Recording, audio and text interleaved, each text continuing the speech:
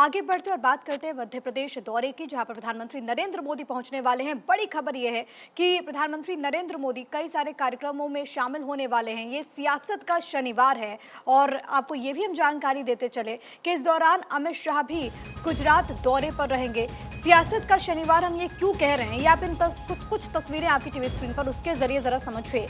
एक तरफ मध्य प्रदेश पहुंचेंगे प्रधानमंत्री नरेंद्र मोदी, दूसरी तरफ गुजरात दौरे पर केंद्रीय गृह मंत्री अमित शाह हैं, तीसरी तरफ कोलकाता दौरे पर भारतीय जनता पार्टी के राष्ट्रीय अध्यक्ष जेपी नड्डा, तो वहीं अपने संसदीय क्षेत्र केरल के वायनाड दौरे पर सांसद राहुल गांधी। और ये दौरा इसलिए भी बेहद खास है क्योंकि सदस्यता बहाली के बाद पहली मर्तबा वो अपने संसदीय क्षेत्र जाएंगे। तो ऐसे में वहां की जनता को संबोधित करते हुए राहुल गांधी क्या कहते हैं वो देखना तो महत्वपूर्ण होगा। लेकिन प्रधानमंत्री नरेंद्र मोदी का ये दौरा इसलिए खास है क्योंकि मध्य प्रदेश में है कुल 230 विधानसभा की सीटें, जिस पर इसी साल होना है विधानसभा चुनाव। तो ऐसे में कितना फायदा होगा, खास तौर पर वो तमाम क्षेत्र जहां पर बीजेपी को उस तरीके से जनता का समर्थन साल 2018 में नहीं मिला था और वहां पर कांग्रेस की सरकार बन गई थी। उस तमाम सीटों पर किस तरीके की स्ट्रैटेजी यहां पर बनाई जाती है वो देखना बहुत ज्यादा अहम होगा। फिलहाल मध्य प्रदेश में बीजेपी की सरकार है और ऐसे में भारतीय जनता पार्टी ये चाहती है कि 2023 में अंत में जो विधानसभा का चुनाव होने वाला है इसमें बीजेपी को एक एज मिले। तो वहीं गुजरात दौरे पर और कोलकाता दौरे पर एक तरफ गृह मंत्री आपको नजर आएंगे, दूसरी तरफ बीजेपी के राष्ट्रीय अध्यक्ष जेपी नड्डा। आगे बढ़ते हैं मध्य प्रदेश दौरे की एक बार फिर से बात। प्रधानमंत्री नरेंद्र मोदी आज यहाँ पर पहुंचने वाले हैं। सागर में रविदास मंदिर का वो शिलान्यास करेंगे। मंदिर का निर्माण 100 करोड़ की लागत से होगा। सागर में दलित महाकुंभ को करेंगे संबोधित प्रधानमंत्री। 4000 करोड़ की परियोजनाओं की सौगात देंगे। समरसता यात्रा के समापन में भी वो शिरकत करने वाले हैं। तो इस वक्त की बड़ी खबर है और देखिए दलित महाकुंभ को प्रधानमंत्री संबोधित करने वाले हैं। सागर दौरे से बुंदेलखंड को साधने की कोशिश है। कुल विधानसभा की सीटें यहाँ पर 8 हैं। ये सागर क्षेत्र के बारे में हम आपको बता रहे हैं बहुत तफसील के साथ। देखिए दलित जो वोटर्स हैं वो 5 लाख हैं यहाँ पर, यानी कि कुल आबादी का 21%। और इसको लेकर जो जानकारी है वो ये कि कुल विधानसभा की जो सीटें हैं आसपास के क्षेत्र में, दमोह की बात करें तो 4 सीटें हैं। दलित यहाँ पर 2,46,000 यानी कि 19%।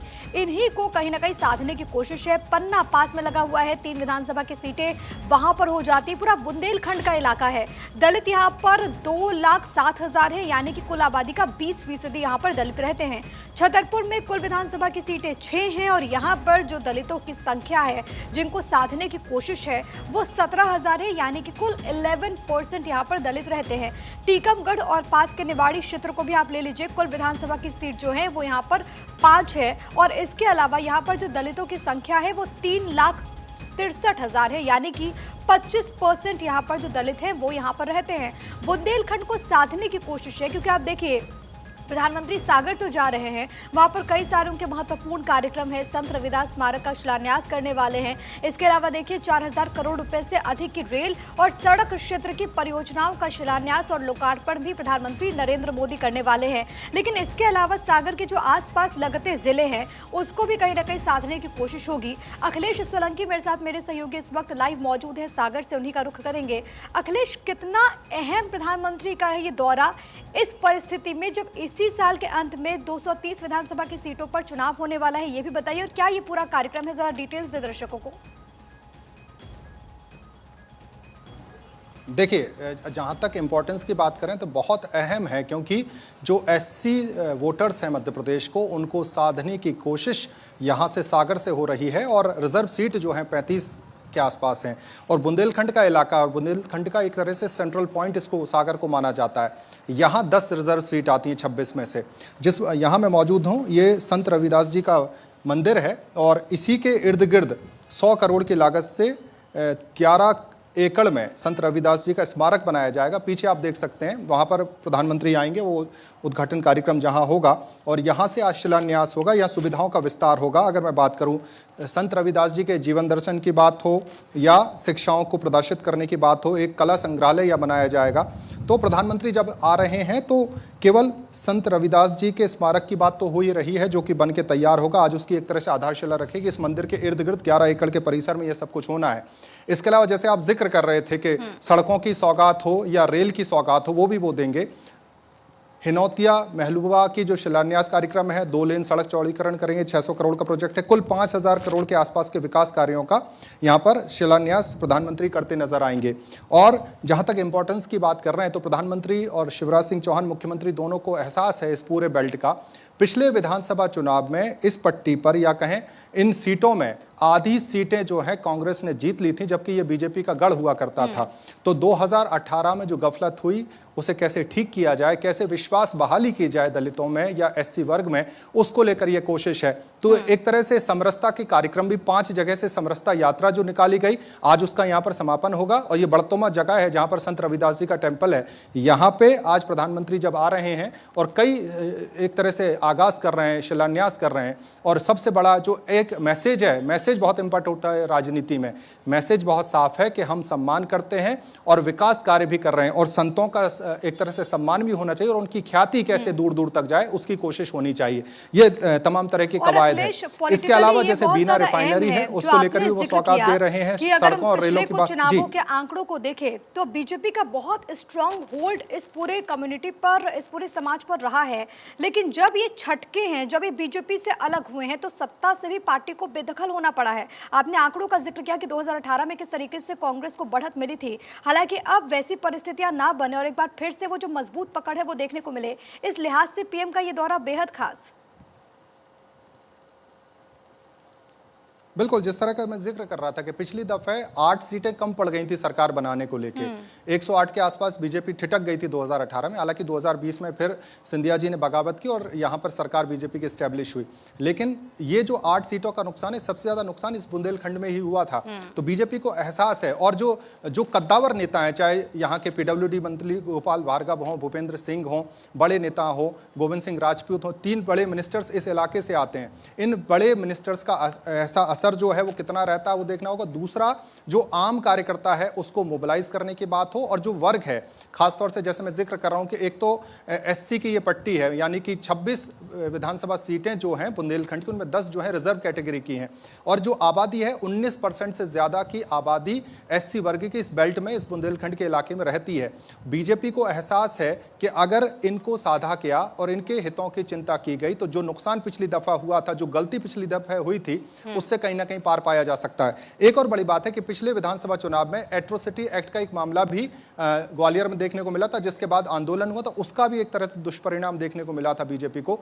अब वैसे हालात नहीं है, तो चीजों को कैसे ठीक किया जाए। और प्रधानमंत्री मोदी की जो अपील है, मास अपील है, साफ तौर पर बुंदेलखंड में बहुत मजबूत है, पुख्ता है, और बुंदेलखंड के विकास को लेकर प्रधानमंत्री नरेंद्र मोदी और मुख्यमंत्री शिवराज सिंह चौहान लगातार कोशिश करते रहे हैं। अब जनता को यह एहसास कराना है और उन्हें बताना कि हमने क्या किया, आगे क्या कर रहे हो, कैसे उनकी तरक्की होगी, बेहतरी होगी, उसकी एक तरह की कवायद है, उसकी एक तरह की कोशिश है। जी बिल्कुल। और देखिए, सागर जो है वो बुंदेलखंड का सेंटर पॉइंट भी है, जिसका अखिलेश भी जिक्र कर रहे हैं। और अगर प्रधानमंत्री यहाँ पर पहुँचते हैं तो न केवल सागर में बल्कि बाकी के जो पूरे क्षेत्र में इलाके हैं वहाँ पर भी बीजेपी को एक एज मिले, ये कोशिश होगी। लेकिन प्रधानमंत्री के अलावा और प्रदेश भाजपा से कौन कौन से बड़े चेहरे, दिग्गज चेहरे आज हमें इस कार्यक्रम में नजर आएंगे अखिलेश? देखिए, प्रधानमंत्री नरेंद्र मोदी यहाँ रहेंगे, प्रदेश अध्यक्ष VD शर्मा यहाँ रहेंगे, मुख्यमंत्री शिवराज सिंह चौहान यहाँ रहेंगे, केंद्रीय मंत्री ज्योतिरादित्य सिंधिया यहाँ पहुँच रहे हैं, नरेंद्र सिंह तोमर के भी पहुँचने के कार्यक्रम है, क्योंकि चुनावी समय है। तमाम बड़े नेता मध्य प्रदेश की राजनीति से जुड़े हुए यहाँ एक मंच पर मौजूद रहेंगे, और पार्टी के सर्वोच्च नेता, जो प्रधानमंत्री आते हैं तो तमाम नेता वहाँ मौजूद रहते हैं। तो जिस तरह से अमित शाह लगातार सक्रिय हैं, 3 दफे पिछले 1.5 महीने में मध्य प्रदेश का दौरा वो कर चुके हैं। प्रधानमंत्री का भी ये तीसरा दौरा है। आपको याद होगा, पहले भोपाल आए थे, उसके बाद शहडोल और अब वो सागर आ रहे हैं। तो प्रधानमंत्री भी पिछले 1.5-2 महीने में तीसरी बार यहाँ पर आ रहे हैं। तो मध्य प्रदेश को लेकर बीजेपी को अच्छी तरह से पता है कि न केवल विधानसभा चुनाव में, लोकसभा की भी 29 सीटें यहां से हैं, और मैक्सिमम यानी कि 28 सीटें ऑलरेडी बीजेपी के पास हैं। तो उनको इंटैक्ट रखना है और सरकार फिर से बनाना है। इसको लेकर बीजेपी पुरजोर तरीके से मेहनत कर रही है, और एंटी इनकम्बेंसी जो है उसे कैसे नेगेट किया जाए, कैसे लोगों तक अपनी बात पहुंचाई जाए, खासतौर से जो विकास हुआ है या जो प्रोग्रामिंग कर रखी है विकास की, उसको लेकर बात होगी। संतों के बीच जाना, जो कि रविदासिया कम्युनिटी के लोग हैं, उनके बीच जाना, और ये पंडाल में दिखाने की कोशिश करूंगा, मेरे सहयोगी आपको दिखाएंगे। इसी पंडाल में प्रधानमंत्री पहुंचेंगे हेलीपैड से सीधे, और यहां पर तमाम कार्यक्रम का आगाज होगा। और जैसे मैं कह रहा हूं कि ये एससी बहुल इलाका हो उसकी बात हो या बुंदेलखंड, दोनों ही जो है पिछड़े कैटेगरी में आते हैं, यानी कि इनके विकास की दरकार है। दोनों को विकास की बयार में कैसे शामिल किया जाए, उसको लेकर एक तरह से आज रोड मैप यहाँ पर प्रधानमंत्री साझा करेंगे। और जो काम किया है सरकारों ने, चाहे वो जो वजीफे की बात हो, स्कॉलरशिप देने की बात हो, ये तमाम तरह की जो सुविधाएं दी जाती हैं एजुकेशन में हो या नौकरियों में हो, उसको कैसे आगे बढ़ाया जाए, उसकी बात वो लगातार कर रहे हैं। और आज एक तरह से एपिक सेंटर, जैसे आपने भी कहा है कि बुंदेलखंड का सेंटर पॉइंट है, मध्य प्रदेश के बुंदेलखंड का सबसे इंपॉर्टेंट गढ़ है सागर। हरि सिंह यूनिवर्सिटी यहाँ की सबसे पुरानी है और यहाँ पर माना जाता है कि यहाँ की जो हवा है वो रुख तय करती है पूरे बुंदेलखंड का। यहाँ से हवा जो बहती है वो छतरपुर टीकमगढ़ होते हुए एक तरह से माहौल क्रिएट होता है कि कितना वजूद या वर्चस्व किस पार्टी का होगा, और अपनी तरफ इस हवा को बहाने की कोशिश बीजेपी के सबसे बड़े नेता करते नजर आएंगे। जी, एमपी में जब तख्ता पलट हुआ था, कई बड़े चेहरे जो कि संध्या गुट के बताए जाते हैं, जिन्होंने पार्टी छोड़ी और उसके बाद बीजेपी में जिस तरीके से अलायंस हुआ, जिस तरीके से बीजेपी में वो शामिल हुए, उसके बाद जो परिस्थितियां बनी, हालांकि इसमें से अधिकांश ऐसे चेहरे थे जो कि ग्वालियर चंबल रीजन से आते हैं, लेकिन बड़े चेहरे जिनका आपने भी जिक्र किया, गोपाल भार्गव, इसके अलावा कई बड़े चेहरे जो कि इस क्षेत्र से आते हैं, जब आप जमीन पर उतरते हैं तो आपको मुकाबला किस तरीके से नजर आता है, और ऐसे जो बड़े चेहरे हैं कितना बीजेपी को मजबूती प्रदान करते हैं धरातल पर? देखिए, ग्वालियर चंबल का आप जिक्र कर रहे थे, तो दतिया जो है ग्वालियर चंबल का, उसको भी बुंदेलखंड का ही पार्ट माना जाता है। और वहां से गृह मंत्री नरोत्तम मिश्रा आते हैं, और गोविंद सिंह राजपूत जो कि मध्य प्रदेश के ट्रांसपोर्ट मिनिस्टर हैं, वो सिंधिया गुट के थे, कांग्रेस में हुआ करते थे और अभी बीजेपी में। तो उनके आने से भी एक मोबिलाइजेशन हुआ होगा जरूर, और जमीन पर उसका असर विधानसभा चुनाव में, क्योंकि उपचुनाव में बीजेपी ने जीत हासिल की। जब उपचुनाव हुआ तो बीजेपी ने जीत हासिल करके ही अपनी सरकार को इंटैक्ट रखा। अब आंकड़ों से इतर अगर बात करें तो जो बड़ा नेता है, बड़ा चेहरा है, और जैसे मैंने कहा कि बुंदेलखंड और चंबल, ये बीजेपी का ऐसा गढ़ है, सबसे मजबूत चेहरे, बड़े चेहरे यहां से आते हैं। जैसे नरेंद्र सिंह तोमर खुद ग्वालियर से, मुरैना से आते हैं, नरोत्तम मिश्रा दतिया से आते हैं, गोपाल भार्गव जो कि सबसे वरिष्ठ नेताओं में शुमार हैं, पीडब्ल्यूडी मंत्री हैं, वो यहीं से गड़ाकोटा सागर से आते हैं, गोविंद सिंह राजपूत का जो भूपेंद्र सिंह जो कि मुख्यमंत्री के बहुत करीबी हैं, वो यहाँ से, तो 5 से 6 बड़े मंत्री यहाँ से आते हैं। दौरे से और भी ज्यादा पुख्ता हो और इसका फायदा कहीं ना कहीं चुनाव में हो, यही बीजेपी की कोशिश है। कितना असर लाएगी ये देखना होगा। बहुत धन्यवाद आपका तमाम बातचीत और जानकारी हम तक पहुंचाने के लिए।